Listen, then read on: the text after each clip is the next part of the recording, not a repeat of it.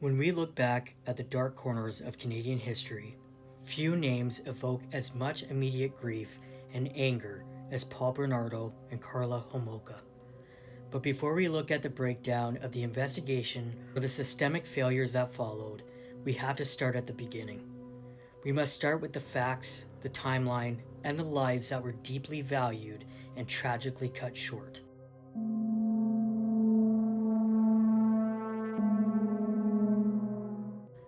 In the late 1980s, the suburb of Scarborough, Ontario, was on high alert. Between 1987 and 1990, an unidentified predator known to police and media as a Scarborough rapist committed a series of violent assaults against teenage girls and young women. A dedicated task force was assembled, but the attacker remained elusive, slipping away into the community. During this exact window in October 1987, 23-year-old Paul Bernardo met 17-year-old Karla Homolka in Toronto. To outside observers, family, and friends, they appeared to be an ordinary, upwardly mobile young couple. Bernardo was a university graduate working in accounting. Homolka was working at a veterinary clinic in St. Catharines. They quickly became inseparable, eventually getting engaged. The true nature of what was happening behind closed doors remained entirely hidden from the Homolka family. On the evening of December 23, 1990, the family was celebrating an early Christmas party at their home in St. Catharines.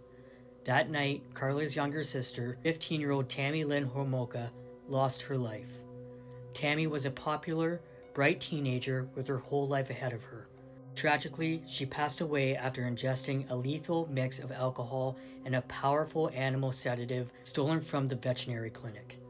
At the time, emergency responders and the municipal coroner accepted the couple's cover story, officially ruling Tammy's death an accidental choking.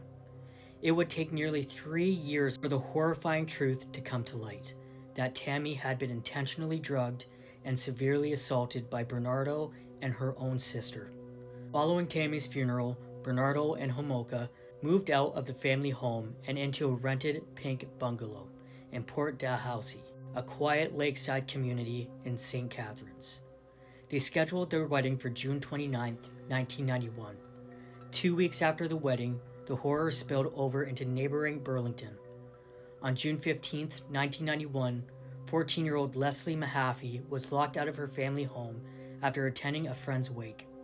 She was waiting outside in the early hours of the morning when she was abducted.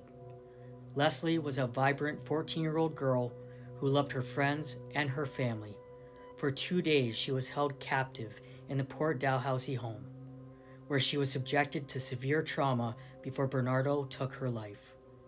On June 29, 1991, the exact day Bernardo and Homolka were celebrating a lavish, horse-drawn carriage wedding in Niagara-on-the-Lake, boaters on nearby Lake Gibson discovered human remains encased in concrete blocks. Their remains were quickly identified as Leslie Mahaffey. While the community reeled from the terror of a predator in their midst, Bernardo and Homolka boarded a plane for their honeymoon in Hawaii. Local police began a massive homicide investigation, completely unaware that the perpetrators were living quietly right in the heart of the Niagara region. Leslie Mahaffey and Tammy Homolka should have had long, beautiful lives. Instead, their names became the first entries in a tragic ledger. In Part 2, we will cover the spring of 1992, the loss of Kristen French, and how a violent domestic dispute finally broke the case wide open. My name is Jackson, and you're watching Northern Horrors.